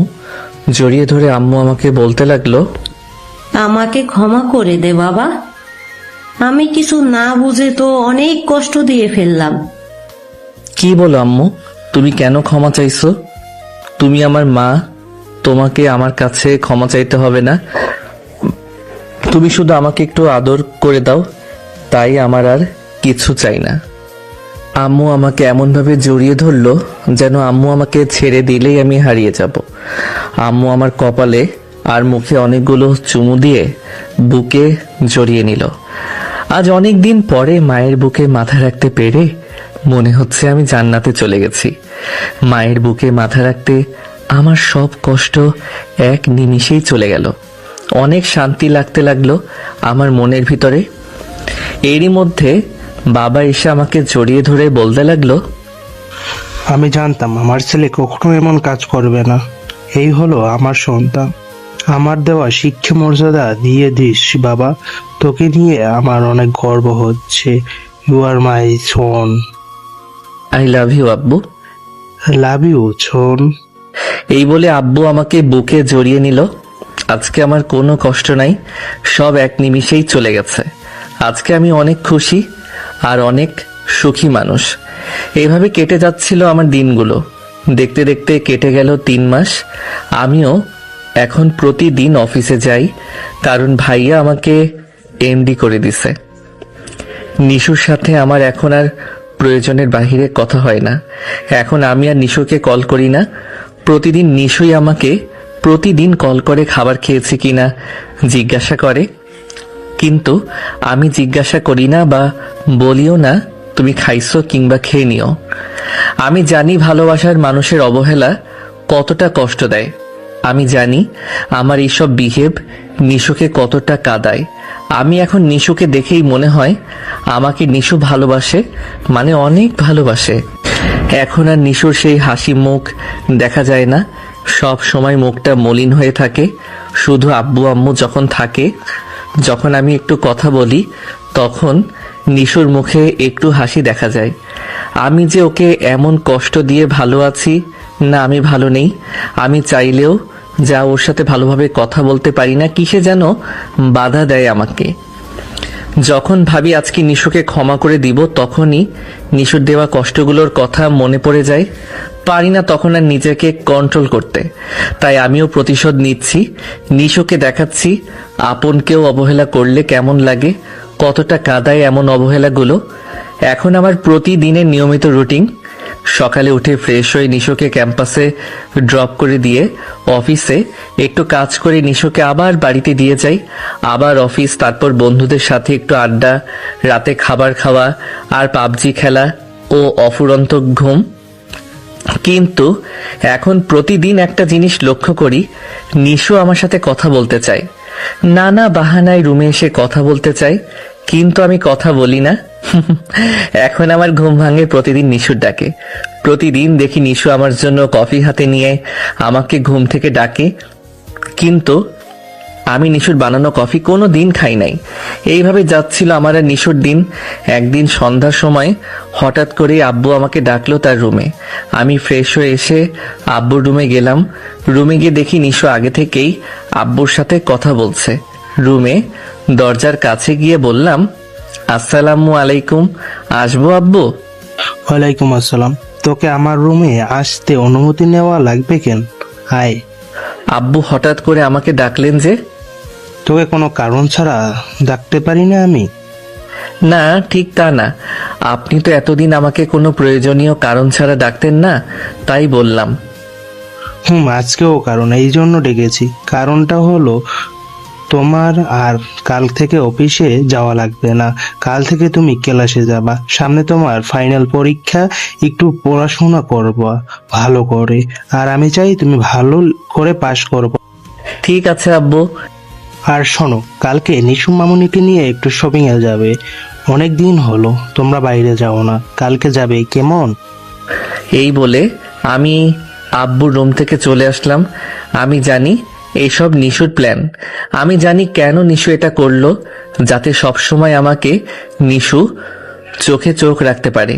কিন্তু নিশু এটা জানে না কাল থেকে ওকে কতটা কষ্ট অপেক্ষা করছে। নিজের ফাঁদে নিজেই পড়বে। আমার কষ্ট দেওয়া না তোমাকে আমি এত কষ্ট দিব যে তুমি মুক্তি চাইবা কষ্ট সহ্য করতে না পেরে। মনে মনে এইসব কথা বলতে বলতে আমি রুমে এসে পাবজি খেলা শুরু করলাম। এর মধ্যেই মহারানী রুমে চলে আসলো। একটু কথা ছিল তোমার সাথে, তোমার কি সময় হবে? আমার সবার জন্যই সময় আছে, কিন্তু আমার জন্য কারো সময় নাই। বলেন কি বলবেন? আসলে বিছানায় আমি একা ঘুমাতে খুব ভয় করে। জানি এটা একটা বাহানা মাত্র। আমার বুকে ঘুমাতে চাও, কিন্তু এটা এত সহজ না। তো আমি কি করব? কি করব জানি না, আমার ভয় করে। তুমি আজ রাত থেকে আমার সাথে ঘুমাবে। ঘুম আর আপনার সাথে, তাও আবার এক বিছানায়? নো ওয়ে, কোনোভাবেই সম্ভব না। আর আমার মনে হয় আপনার কোনো অসুখ হয়েছে, আপনি ডাক্তার দেখান। কেন, আমি কি বাঘ নাকি ভাল্লুক যে আমার সাথে ঘুমালে আমি তোমাকে খেয়ে ফেলবো? আর আমার অসুখ হয় নাই, আমি পুরোপুরি সুস্থ আছি। যা বলছি সুস্থ মস্তিষ্কে বলতেছি। বাঘের সাথে ঘুমালে তাও আশা থাকবে সে আমাকে মেরে ফেলেবে। হয়তো ওর মনে একটু মায়া হবে আমার জন্য, কিন্তু আপনার কাছে আমি কোনো আশাই পাই না। জানি না আবার কি করে বসবেন। হয়তো এটাও আপনার প্রতিশোধের কোনো নতুন উপায় আমাকে ফাঁসানোর। আমার কথা শুনে নিশু এবার কেঁদেই দিল। আমি খারাপ জানি, তাই বলে এতটা খারাপ না।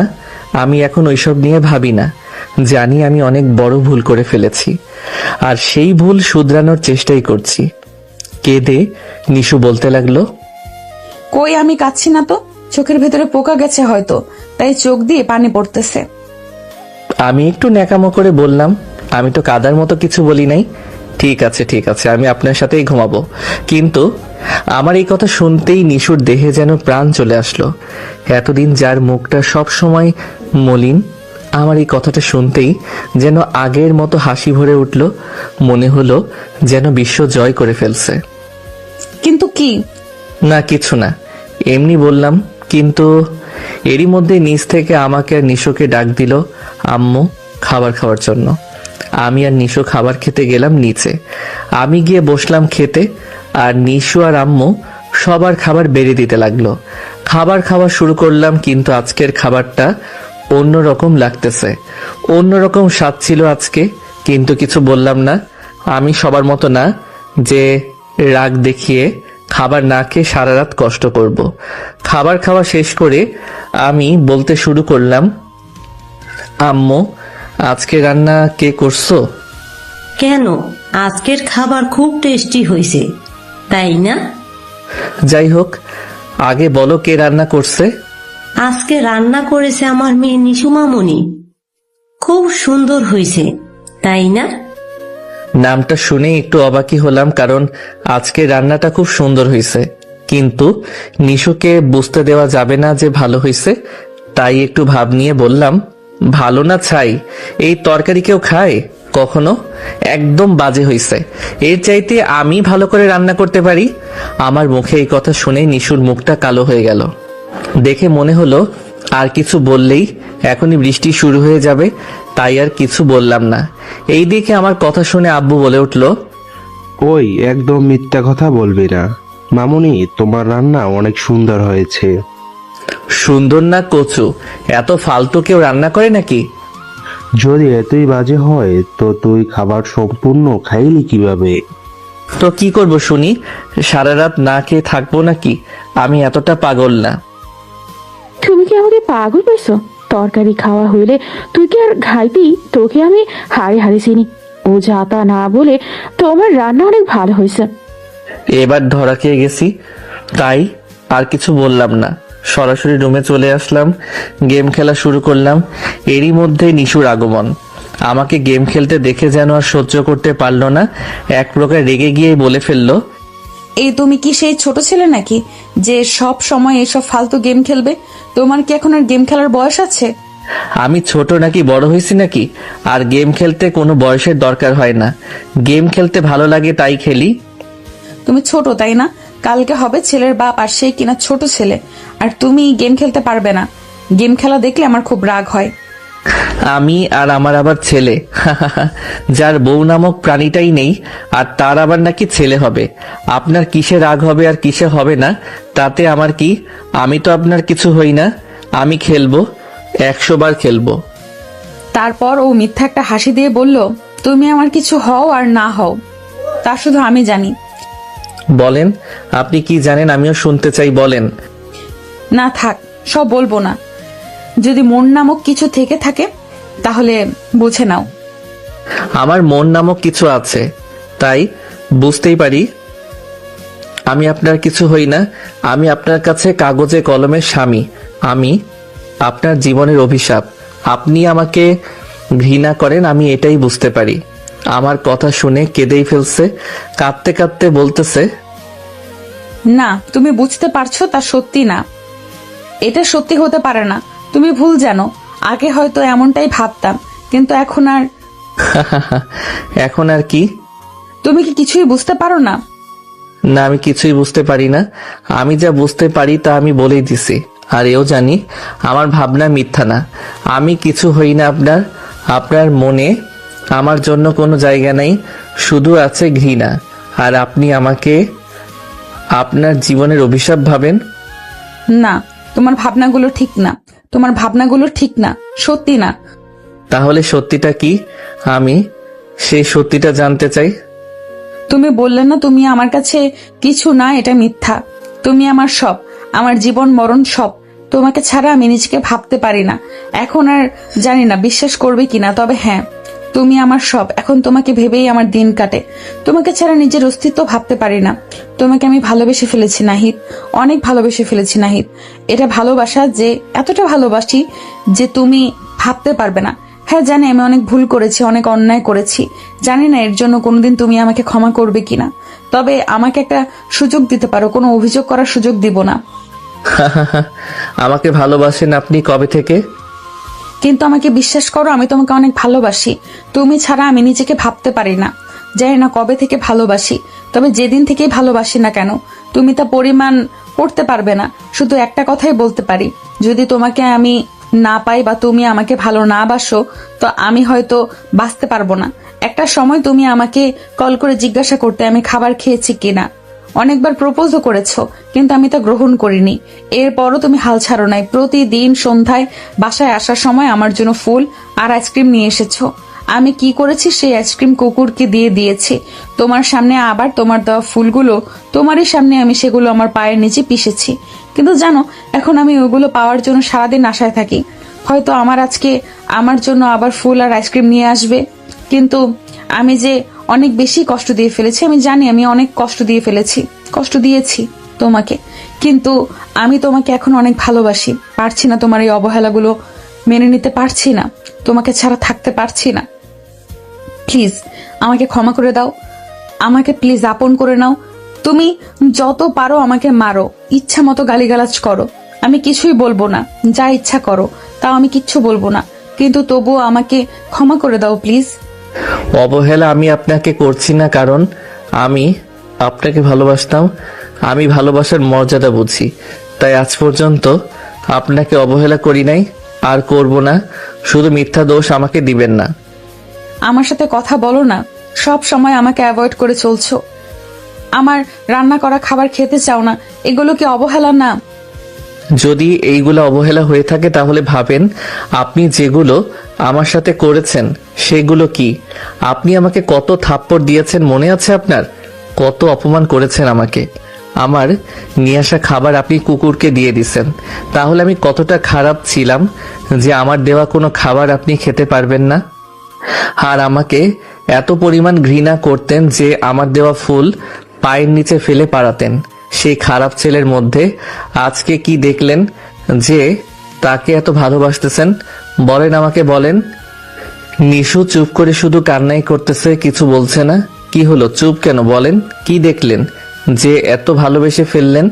আজকে ভালোবাসি বলবেন, কালকে ক্যাম্পাসে গিয়ে সবার সামনে আমাকে অপমান করবেন, পরশু আবার বলবেন ভালোবাসেন, তারপর আবার ছুঁয়ে ফেলবেন আমাকে। কি কোনো ফুটবল মনে হয় আপনার? যে আপনি যেভাবে পারেন আমাকে নিয়ে খেলবেন। আপনি নাটক খুব ভালো করেই জানেন, আপনাকে তো অস্কার দেওয়া উচিত। আমার এই কথাগুলো শুনে যেন নিশুর কান্নার মাত্রা আরো বৃদ্ধি পেয়ে গেল। কান্না করতে করতেই বলতে লাগলো, তুমি যত ইচ্ছা বকো আমাকে, তবুও প্লিজ আমাকে ফিরিয়ে দিও না। আমি পারবো না বাঁচতে তুমি ছাড়া। আর প্লিজ আমাকে ভালোবাসা দিয়ে সন্দেহ করো না। আপনার কথা শুনে আমার খুব ঘুম পাচ্ছে আর খুব হাসি পাচ্ছে। আপনার নাটক শেষ? আমি কোনো নাটক করছি না, আমি শুধু আমার মনের কথাটা বলছি। বলো কি করলে তুমি আমাকে ক্ষমা করে দিবে, বলো, আমি তাই করব। ভেবে বলছেন তো? ভেবেই বললাম, তুমি বলো, আমি তাই করতেই রাজি। কিচ্ছু করতে হবে না, শুধু আমার ওইসব দিনগুলো ফেরত দাও, যে দিনগুলো আমি কান্না করে করে পার করেছি, তোমার ভালোবাসা পাওয়ার জন্য ব্যাকুল হয়ে গিয়েছিলাম, যে রাতগুলো আমার না খেয়ে কাটিয়েছি সেই সব রাতগুলো ফিরিয়ে দাও। যে রাতগুলোতে তোমার করা অপমানের জন্য সারা রাত ঘুমাতে পারি নাই, দাও, ফিরিয়ে দাও। এইগুলো সম্ভব না, কিন্তু নাহিদ ওর চাইতে ভালো দিনগুলো আমি তোমাকে দিতে পারি। পরের দিনগুলোতে এত ভালোবাসা দিব যে তুমি সব ভুলে যাবে। প্লিজ নাহিদ, আমাকে একটা সুযোগ দাও, তোমাকে অনেক ভালোবাসি। আমি পারবো না তোমাকে ছাড়া বাঁচতে, আমি পারবো না তোমার দেওয়া ডিভোর্স পেপারে সাইন করতে। প্লিজ আমাকে বাঁচতে দাও, তোমাকে ভালোবাসতে দাও। এই দেখো সেই আংটিটা যেটা দিয়ে তুমি আমাকে প্রপোজ করেছিলে, দেখো আমি এটা রেখে দিয়েছি। প্লিজ এটা আমাকে পরিয়ে দিয়ে আমাকে আপন করে নাও। আপনার মনে আছে একটা কথা, যে আজকের পর আর কোনোদিন আমাকে পাবেন না? সত্যি কথা, আমাকে আর আপনি কখনো পাবেন না। দেখেন, আমি আপনাকে বলছিলাম আপনি একদিন আমার জন্য কান্না করবেন, আমাকে এত ভালোবাসবেন যে আমাকে পাবার জন্য ব্যাকুল হয়ে পড়বেন, কিন্তু সেদিন আমাকে পাবেন না। আজকে সেই দিন, সত্যি আপনি আমাকে পাবেন না কোনোদিন। আর এখন ভালোবাসি না আপনাকে এই বলে আমি আংটিটা কেড়ে নিলাম নিশুর হাত থেকে। আমি আংটিটা কেড়ে নিতেই নিশু কান্না করতে শুরু করলো। আমি আংটিটা নিয়ে মেঝের উপর ফেলে দিলাম, কোথায় গেল জানি না। আমি আংটিটা ফেলে দিয়ে নিশুর দিকে ঘুরতেই নিশু দৌড়ে এসে আমাকে জোর করে জড়িয়ে ধরলো। আমার বুকের মাঝে নিশু মাথা চেপে ধরলো আর আমাকে অনেক জোরে চেপে ধরলো, এমন ভাবে ধরলো যেন ছাড়লে আমি পালিয়ে যাব। যদিও আমি তাই চাচ্ছিলাম, তবুও নিজেকে সামলিয়ে বললাম, কি হচ্ছে এসব? কিচ্ছু হচ্ছে না, প্লিজ নাহিদ আমাকে তাড়িয়ে দিও না তোমার এই বুক থেকে। আমি পারবো না বাঁচতে তোমাকে ছাড়া। তুমি অনেক কঠোর হয়ে গেছো। তুমি কি দেখতে পারছো না তোমার নিশুর তোমার ভালোবাসার মানুষটা আর নিতে পারছে না? তুমি কি বুঝতে পারছো না তোমাকে ছাড়া বাঁচা আমার পক্ষে সম্ভব না? I can't alive without you. You are my life, you are my oxygen. I love you so much. Please Nahid আমাকে বাঁচতে দাও তোমার বুকে। আপনার মুখে এইসব কথা মানায় না। আপনি কোনোদিন কাউকে ভালোবাসতে পারেন না, আর আমি এখন আর আপনাকে ভালোবাসি না। একটা সময় ছিল অনেক ভালোবাসতাম, কিন্তু এখন আর সেই দিন নেই, আর কোনোদিন আমি আপনাকে ভালোবাসবও না, কারণ আপনি আমার মনটাকে ভেঙে দিয়েছেন। এখন আর আমার মাঝে ভালোবাসা বলে কোনো জিনিস নেই, তাই আমার পক্ষে আর সম্ভব না কাউকে ভালোবাসা। আর আপনাকে তো কখনোই না। I don't love you because I hate you. আমি জানি তুমি আমাকে অনেক ভালোবাসো, শুধুমাত্র আমার উপর রেগে থাকার কারণে তুমি এমন বলতেছো। আমি আপনার উপর রেগে নেই, কারণ আমার সেই অধিকার নেই। সেই অধিকার আপনি অনেক আগেই কেড়ে নিয়েছেন। দেখো আমি জানি আমি অনেক ভুল করেছি, আমি জানি তুমি সহজে আমাকে ক্ষমা করতে পারবে না, কিন্তু আমি জানি তুমি আমাকে অনেক ভালোবাসো। নাহিদ, আমি তোমার মতো না। আমি তোমাকে অনেক কষ্ট দিয়েছি, সেই কষ্ট তুমি সহ্য করেছো, যদিও তোমার অনেক কষ্ট হয়েছে, কিন্তু প্লিজ বিশ্বাস করো আমি না তোমার মতো না। তোমার মতো আমার এত শক্তি নেই, আমি পারবো না এত কষ্ট সহ্য করতে। আমি সত্যিই মরে যাব তুমি ছাড়া। নাহিদ আমাকে ক্ষমা করে দাও। দেখুন, একটু বোঝার চেষ্টা করেন, আমার পক্ষে সম্ভব না আর আপনাকে ভালোবাসা। আমি এখন আপনাকে ঘৃণা করি, আর সামনের মাসে আমাদের ডিভোর্স। তাই এসব নাটক বাদ দেন, যে কয়দিন এই বাড়িতে আছেন ভালোভাবে থেকে যান। এই কথা শুনে যেন নিশুর পায়ের নিচ থেকে মাটি সরে গেল। নিশুর শুধু আমার দিকে করুণ দৃষ্টিতে তাকিয়ে রইল আর কান্না করতে লাগলো। কান্না করতে করতে নিশু বলতে লাগলো, তুমি সত্যিই আমাকে ডিভোর্স দিবা? তো আপনাকে মিথ্যা আমি কেন বলবো? আমি আপনাকে ডিভোর্স দিব। ঠিক আছে, আমার আর কোনো কথা থাকলো না। আমি কি এত বড় অপরাধ করেছি যে তাকে ক্ষমা করে দেওয়া যায় না? এত ঘৃণা করো আমাকে যে তার মুখটাও আর দেখতে চাও না? ঠিক আছে, আমি চলে যাব তোমাকে ছেড়ে, অনেক দূরে চলে যাব। তবুও দয়া করে আর বলো না আমাকে ডিভোর্স দিবা। আমি মরে যেতে রাজি, তবুও তোমার দেওয়া ডিভোর্স পেপারে আমি সাইন করতে পারবো না, কারণ আমি যে নাহিদের বউ পরিচয় মরতে চাই। এই বলে নিশু কথা বলা বন্ধ করে দিল। আমাকে যেহেতু ও জড়িয়ে ধরেছিল, শুধু ওই ধরেছিল, তাই হঠাৎই মেঝেতে পড়ে গেল। আমি কিছু বুঝে ওঠার আগেই নিশু মেঝেতে পড়ে গেল অজ্ঞান হয়ে। এক প্রকার ভয় পেয়ে আমি নিশু বলে চিৎকার করলাম। আমার চিৎকার শুনে পাশের রুম থেকে আব্বু, আম্মু, আপু, ভাইয়া, ভাবি চলে আসলো। এসে দেখে নিশু মাটিতে পড়ে গেছে। আমি নিশুকে মাটিতে পড়ে থাকা দেখে আমার মাথা কাজ করা বন্ধ করে দিছে।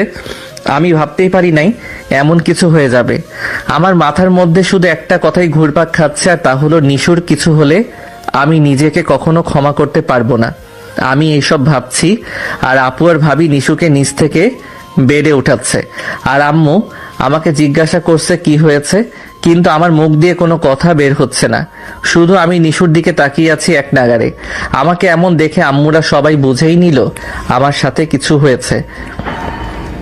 এদিকে আব্বু ডাক্তার আঙ্কেলকে কল করতেছে, আর আপু পাশে থাকা গ্লাসে পানি নিয়ে নিশুর মুখে ছিটিয়ে দিল। দুইবার দিতেই নিশুর চোখ খুলল। এটা দেখে একটু শান্ত হলাম, কিন্তু পরক্ষণেই তাকাতেই দেখি নিশু ওই অবস্থায় কান্না করা শুরু করছে। চোখ থেকে এক নাগারে পানি পড়ছে। এটা দেখে অনেক কষ্ট হচ্ছিল। নিশুকে এমন কান্না করতে দেখেই ভাবি আর আপু জিজ্ঞাসা করতে লাগলো কি হয়েছে তার, কিন্তু নিশু কিছু বলছে না, শুধু নীরবে কান্না করেই যাচ্ছে। আব্বু ফোন করার 10 মিনিটের মধ্যেই ডাক্তার সাহেব চলে আসলো। এসেই নিশুর পাশে বসে যা যা করার করে কিছু ওষুধ দিয়ে গেল, আর বলে গেল নিশুর নাকি শরীরটা খুব দুর্বল। আরো বলল নিশু নাকি ঠিক মতো খাবার খায় না, ঘুমায় না। ঠিক মতো খাবার খেতে বলে গেল। আম্মু বলে গেল খেয়াল রাখতে।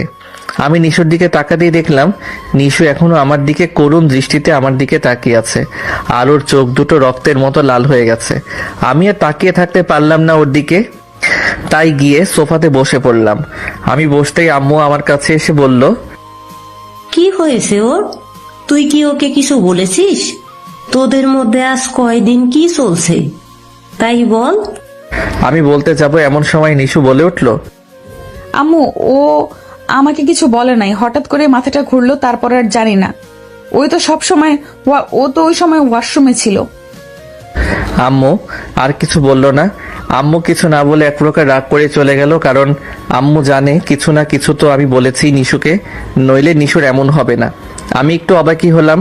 আমাকে আম্মুর হাত থেকে বাঁচানোর জন্য সত্যিটা বললে হয়তো আমাকে আজকে খবর করে দিত। আপু আর ভাবি অনেকক্ষণ ধরেই নিশুকে ওষুধ খাওয়ানোর চেষ্টা করতেছে, কিন্তু কোনোভাবেই পারছে না। শুধু নিশু একটা কথাই বলছে, সে নাকি ওষুধ খাবে না। ভাবি রাগ করে বলল, নাইন ভাই, আমার তোমার বউকে তুমি ওষুধ খাও, আমি পারলাম না। এই বলে ভাবি চলে গেল, আর আপুকেও যেতে বলল। আপু চলে যাওয়ার সময় শুধু আমাকে আস্তে করে বলে গেল, দেখ ভাই, আমি জানি তোদের মধ্যে অনেক বড় প্রবলেম চলছে, এমন কিছু করিস না যাতে সারা জীবন কাঁদতে হয়। আমি কিছু বললাম না। দরজাটা লাগিয়ে দিয়ে এসে বিছানায় গেলাম, নিয়ে নিশুকে ডাকলাম। আমার ডাক শুনে বলল, কি বলবা বলো। ওষুধগুলো খেয়ে নেন। আর এতদিন তাইলে ঠিক মতো খাওয়া দাওয়া করেন নাই কেন? আমার ভালো লাগছে না, আমি এখন খাবো না, ভালো লাগে নাই তাই। ধমক দিয়ে বললাম, কি বললেন ওষুধ খাবেন না? আমার ধমক শুনে একটু ভয় পেল না, বলল, না আমি খাবো না, তবে একটা শর্তে খেতে পারি। যদি আমার মাথায় হাত রেখে বলো আমাকে ডিভোর্স দিবে না তুমি। আমি পারবো না এটা বলতে। তাহলে আমিও ওষুধ ঠিকঠাক মতো খাবো না, ভাত খাবো না, নিজেকে শেষ করে দিব। বলে নিশু উঠে বসলো। বসে হঠাৎ আমার মাথায় হাত দিয়ে বলল, তোমার মাথায় হাত রেখে বলছি তুমি আমাকে ডিভোর্স দিতে পারবে না, তার আগে আমি নিজেকে শেষ করে দিব। আমি পারবো না তোমাকে ছাড়া বাঁচতে, খুব বেশি ভালোবেসে ফেলেছি তোমাকে, তোমার বউ হিসেবেই মারা যেতে চাই। তোমার দেওয়া ডিভোর্স পেপারে স্বাক্ষর করার ক্ষমতা আমার নেই নাহিদ। নিশুর কথা শুনে নিজের কাছে অবাক লাগতে লাগলো, যে মেয়ে আমাকে সহ্যই করতে পারতো না, আর আজকে সে আমার জন্য পাগল হয়ে গেছে মনে হয়। আচ্ছা, নিশু কি আমাকে সত্যি ভালোবাসে, নাকি এটাও নিশুর নতুন কোনো খেলার প্ল্যান? কিন্তু দেখে তো বোঝা যাচ্ছে যে আমাকে সত্যি ভালোবাসে। এইগুলো আমি মনে মনে বলতে লাগলাম।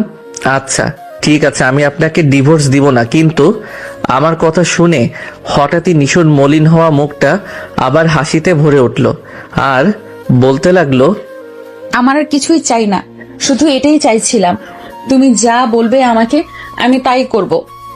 নিন, ওষুধটা খেয়ে নিন। আচ্ছা, নিজের বউকে কি কেউ আপনি করে বলে? বলো। সবাই বলে না, কিন্তু আমি বলি। আর কিসের বউ আপনি আমার? আমি আপনাকে বউ হিসেবে মানি না, কিন্তু আমি তোমাকে স্বামী ভাবি। দেখি কয়দিন এমন ভাবে থাকো, আমাকে তোমাকে ভালোবাসতেই হবে। মনে মনে নিশু বলছে, হা হা হা, আপনার কথা শুনে আমার হাসি পাচ্ছে। দেখেন, এইসব অভিনয় বাদ দেন, আমার আপনার এই নাটক ভালো লাগছে না। আমার এই সবকিছু কি তোমার অভিনয় মনে হচ্ছে? সব নাটক আর অভিনয় মনে হচ্ছে। আচ্ছা, আমি কি এতই ভুল করেছি যে আমাকে কখনোই ক্ষমা করা যায় না? আর তুমি আমাকে আর একটা সুযোগ দিচ্ছ না কেন বলো? আমি আপনাকে ভালোবাসতে পারবো না, আর আপনিও আমাকে ভালোবাসেন না। বলো, কি করলে বিশ্বাস করবে আমি তোমাকে ভালোবাসি? আপাতত ওষুধটা খেয়ে আমাকে উদ্ধার করে না। রাত অনেক হলো, আমার ঘুম আসছে। এবার নিশু ওষুধ খেয়ে নিল। নিশুকে আমি ওষুধ খাইয়ে দিয়ে শুয়ে পড়লাম। নিশুও শুয়ে পড়লো। দুইজন দুই দিকে। এমন সময় নিশু বলে উঠল, জানু, ও জানু। ওই, আপনার জানুটা আবার কে? কেন, আমার জানু, সোনা, আমার ভালোবাসা সবই তো তুমি। আমার এইসব ন্যাকামো ভালো লাগছে না। বলেন কি হয়েছে? আমার না ঘুম আসছে না জানু। তো আমি কি করব? কিছু করতে হবে না সোনা, আমার দিকে ঘুরে শুলেই হবে। আমি আর কিছু না বলে ঘুরে শুলাম, কারণ ও একটু অসুস্থ। যদি এখন আমি ঘুরে শুই তো এই মেয়ে এখন আম্মু আম্মু বলে চিৎকার করবে। এই মেয়ে সব পারে। আমি ঘুরে শুতেই নিশো আমার বুকে মাথা রেখেই দুই হাত দিয়ে আমাকে জড়িয়ে ধরলো আর চোখ বন্ধ করলো এমন ভাবে দেখে মনে হলো সে কত গভীর ঘুমে যেন আচ্ছন্ন। আমিও কিছু বললাম না, কারণ আমারও খুব ভালো লাগছিল। মন বলছিল নিশুর মাথায় হাত বুলিয়ে দেই, যেই ভাবা সেই কাজ করা। আমি আর কিছু না ভেবে নিশুর মাথায় হাত বুলাতে লাগলাম। আমি নিশুর মাথায় হাত দিতেই ও আমাকে আরো জোরে আমাকে জড়িয়ে ধরলো। আমি জানি না কখন ঘুমিয়ে গেছি।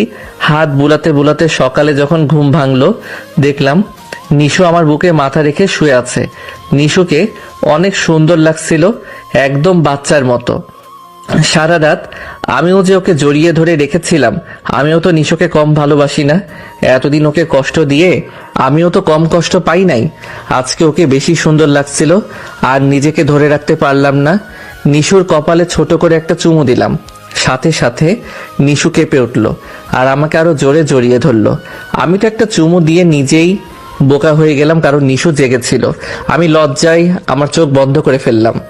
নিশু ঠিক আমার এই সুযোগটাই নিল। আমি চোখ বন্ধ করতে নিশু বুক থেকে মাথাটা উঠিয়ে আমার দিকে তাকিয়ে একটা মুচকি হাসি দিয়ে আমার ঠোঁটের দিকে ধীরে ধীরে এগিয়ে যেতে লাগলো।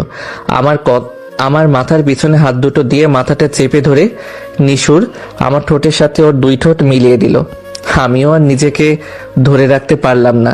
আমিও নিশুর মাথার পিছনে দুই হাত দিয়ে নিশুর মাথাটা ধরে আমিও নিশুর সাথে নিশুর মতো করেই নিশুর ঠোঁটের সাথে আমার ঠোঁট মিলিয়ে ধরলাম। আমার স্পর্শ পেতেই নিশু কেঁপে উঠল। নিশুর হার্টবিট বাড়তে শুরু করেছে। নিশু যেন মিলিয়ে দিচ্ছে নিজেকে আমার কাছে, আমাকে পাগলের মতো চুমু দিচ্ছে। এক নাগারে অনেকক্ষণ আমরা ফ্রেন্ডস কিস করলাম। নিশু আমাকে ছেড়ে দিয়ে হাঁপাতে লাগলো, আমিও হাঁপাতে লাগলাম। আমি চোখটা নিশুর দিকে করতেই নিশুর লজ্জা পেয়ে আমার বুকে মাথা লুকালো আর নিশু নিজের চোখ দুটো বন্ধ করে ফেলছে। এত জোরে জড়িয়ে ধরছে আমার নিঃশ্বাস নিশু শুনতে পাচ্ছে। এবার আমি বললাম, ওরে আমার লজ্জাবতী রে। এই বলে নিশুর কপালে একটা চুমু দিলাম। এবার নিশু আবারও কেঁপে উঠল। আমি নিশুকে জড়িয়ে ধরলাম বুকের সাথে। আজকে আমার অনেক বড় খুশির দিন, কারণ যাকে ভালোবাসতাম আজকে আমি তার ভালোবাসা পেলাম। এরই মধ্যে নিশু বলে উঠল, আমি তো জানতামই না যে আমি আজকে আমার বাবুটাকে পেয়ে যাব, কিন্তু আমি জানি তুমি আমাকে দেখে কোনোভাবেই কন্ট্রোল করতে পারবে না, তাই তো ইচ্ছে করেই ওভাবে থাকছি। আর তুমি আমাকে তোমার করে নিলে। প্লিজ নাহিদ, আমাকে এই বুকে সারা জীবন থাকতে দিও। আমাকে প্লিজ তাড়িয়ে দিও না। তোমাকে ছাড়া আমার পক্ষে বেঁচে থাকা সম্ভব না। আমি কি ছেড়ে দেওয়ার জন্য ভালোবেসেছি? হ্যাঁ, নিজের থেকেও বেশি যে ভালোবাসি তোমাকে। তাহলে এত কষ্ট দিলে কেন? তুমিও কি আমাকে কম কষ্ট দিচ্ছ বলো? আজ রাতেই সব পুষিয়ে দিব। যত কষ্ট দিছি এতদিনে, আজকে রাতে তার থেকে 1000 গুণে বেশি ভালোবাসা দিব সোনা। এই বলে আবারও আমার ঠোঁটের উপর নিশু নিজের ঠোঁট চেপে ধরলো। আমিও কম কিসে, আমিও রেসপন্স করা শুরু করলাম। অনেক মধুময় কাটলো আমার সকালটা। অনেকক্ষণ পরে ছেড়ে দিয়ে আমি আর নিশু হাঁপাতে লাগলাম। নিশু আবার বলে উঠল, তোমার ঠোঁট আজকে ছাড়তে ইচ্ছে করছে না, মন চাইছে সব সময় কিস করি। আমি একটু দুষ্টু দৃষ্টিতে তাকাতেই নিশু ওয়াশরুমের দিকে দৌড় দিল। আমি বুঝলাম নিশু আমার তাকানো বুঝতে পারছে। একটা মিষ্টি হাসি দিলাম আর আজকে আর আগের দিনগুলোর কথা ভাবতে লাগলাম। তখন নিজেই নিজের কাছে প্রশ্ন করলাম, কত কষ্ট দিতে চাইছিলাম আর কি হয়ে গেলাম। আমি তো কত হার্টলেস ছিলাম, কালকেও তো কত কথা বললাম নিশুকে। হঠাৎ কি হলো যে আমি পরিবর্তন হয়ে গেলাম? আমি তো আগের দিনগুলোতে নিশুকে ঘৃণা করতাম, তাহলে আমি ওকে কিভাবে ভালোবেসে ফেললাম? আমি এত রাগী হয়ে আসতাম নিশুর কাছে, কতই না গালি দিতে চেয়েছি, কিন্তু ওর কাছে আসলে কেন কিছুই বলতে পারি নাই। ওর একটা কথা শুনলেই কেন আমার পুরো দুনিয়াটা পাল্টে যায়? কেন কেন কি আছে এই মেয়ের মাঝে? এইসব কথা আমি ভাবতেছি, পরক্ষণেই মনে পড়লো সত্যিকারে ভালোবাসলে এমনই হয়। যাকে ভালোবাসা যায় তাকে কখনো কষ্ট দেওয়া যায় না, তাকে দেখলেই সব রাগ পানি হয়ে যায়, যার কথা শুনে পুরো দুনিয়াটা পাল্টে যায়। হ্যাঁ, আমিও নিশুকে সত্যিকারের ভালোবাসতাম আর বাসি, ভবিষ্যতেও বাসবো। এরই মাঝে নিশু ওয়াশরুম থেকে বাইরে আসলো, দেখলাম একটা কালো শাড়ি পরেছে। কালো শাড়িতে নিশুকে আরো সুন্দর লাগছিল। আমি তাকাতেই নিশুর চোখ নিচের দিকে করে নিল লজ্জায়। আমি কিছু না বলে ওয়াশরুমে গেলাম, গিয়ে ফ্রেশ হয়ে গোসল করে নিলাম। আর এই সময় নিশু সাজতেছে, চোখে কাজল পড়তেছে। নিশু ভালোভাবেই জানে আমি ওর চোখে কাজল দেখে নিজেকে সামলাতে পারবো না। আর এই দিকে আমিও ইচ্ছা করে তোয়ালেটা নিয়ে আসি নাই। আমি গোসল করা শেষ করে আস্তে আস্তে করে দরজাটা খুলে দেখলাম নিশু সাজুগুজু করতেছে। আমার মাথায়ও একটা দুষ্টুমির চাপ দিল, তাই নিশুকে ডাক দিলাম, এই নিশু, এই নিশু, শুনছেন কি? কি হয়েছে বলো, আমি শুনতে পাচ্ছি। আমি না ভুল করে তোয়ালেটা আনি নাই, একটু দিয়ে যাবেন প্লিজ? না, আমি দিতে পারবো না, আমি একটু ব্যস্ত আছি। প্লিজ দিয়ে যান প্লিজ। দিতে পারি একটা শর্তে। কি শর্ত বলো? আমাকে সব সময় তুমি করে বলতে হবে। ওই কোনোদিনও শুনেছেন স্বামী বউকে আপনি করে বলে? আপনি তো, আমিও তো আপনি করে বলতে বলেছিলে। সে তো অনেক আগে। তাই কি হয়েছে? বলতে বলেছিলে তো, তাই বলতেছি। আর বলবো? তখন তো তোমাকে আমি মেনে নিয়েছিলাম না, কিন্তু এখন তো অনেক ভালোবাসি, তাই এখন থেকে তুমি করে বলবে। কিন্তু আমি তো মানি না তোমাকে, তাই আপনি করেই বলবো। আমার কথা শুনে নিশু এক প্রকার রেগে গিয়ে বলল, তাহলে এসে নিয়ে যাও, আমি দিতে পারবো না। আচ্ছা আচ্ছা ঠিক আছে, তুই করে বলবো, তাও প্লিজ দিয়ে যাও। তাহলে আদর করে বলো। তোয়ালেটা দিয়ে যাও। হলো না, আদর করে আমাকে ডাক দিয়ে বলো। ওগো জানো, শুনছো? তোয়ালেটা দিয়ে যাও না। আসতেছি গো। এই বলে নিশো তোয়ালেটা আমাকে দিতে আসলো। যেই দরজার ফাঁক দিয়ে তোয়ালে দিতে বসেছে, অমনি আমি নিশুর হাত ধরে ফেলতেই আর এক টান দিয়ে ওয়াশরুমের ভিতরে নিয়ে আসছি। নিশু যেই ভিতরে আসছে, অমনি আমি অন্য হাত দিয়ে দরজার সিটকিনি লাগিয়ে দিয়েছি। তারপর নিশুকে দেয়ালের সাথে নিয়ে গিয়ে চেপে ধরলাম। নিশুর দুই হাতের উপর আমার দুই হাত দিয়ে চাপ দিয়ে ধরলাম। এবার নিশুর দিকে তাকাতেই আমি আবারও ক্রাশ খেলাম। এবার আর কিছু না বলে নিশুর ঠোঁটের সাথে আমার দুই ঠোঁট মিশিয়ে দিলাম। নিশু একটু নড়াচড়া করছে না, শুধু হার্টবিট বৃদ্ধি পাচ্ছে, তা আমি বুঝতে পারতেছি। আমি এবার নিশুর ঠোঁট ফেলে নিশুর ঘাড়ের চারপাশে চুমু দিতে লাগলাম। এতে নিশু আরো পাগল হয়ে গেল। আমি সুযোগ বুঝে নিশুকে ছেড়ে দিলাম আর ধাক্কা দিলাম। আমি তাকিয়ে দেখলাম নিশু হাঁপাচ্ছে আর ওর হার্টবিট অনেক বৃদ্ধি পাচ্ছে। নিশু আমার দিকে এগিয়ে আসতেছে আমাকে কিস করার জন্য, কিন্তু ও একটু খাটো হবার জন্য নাগাল পাচ্ছে না, যার কারণে ও কিস করতে পারছে না। ও অনেক চেষ্টা করতেছে কিন্তু নাগাল পাচ্ছে না। এটা দেখে আমি একটা মনে মনে মিষ্টি হাসি দিলাম। কিন্তু এবার নিশু যা করলো তা আমি ভাবতেও পারি নাই। নিশু আমার দুই পায়ের উপর ওর দুই পা রেখে আমার ঠোঁটের সাথে ওর দুই ঠোঁট লাগিয়ে দিল আর ইচ্ছা মতো চুমু দিতে লাগলো। আমি এবার নিশুকে কোলে তুলে নিলাম, কোলে নিয়ে গিয়ে বেডে ফেলে দিলাম আর আমি ওর উপরে শুয়ে পড়লাম আর নিশুকে আদর করতে লাগলাম। সবাই তো রাতে বাসর করে, আমি না হয় দিনেই করি। সবাই দোয়া করবেন আমার আর ম্যাডাম বউয়ের জন্য, ভালোবাসা যেন সার্থক হয়, সারা জীবন যেন ভালোবাসাতে ভরে ওঠে।